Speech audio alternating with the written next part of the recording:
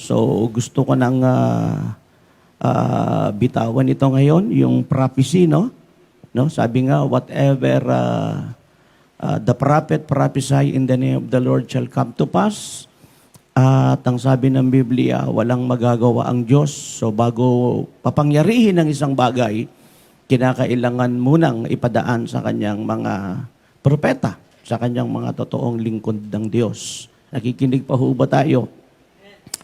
At yung fulfillment ay inyo kaagad na patotohanan.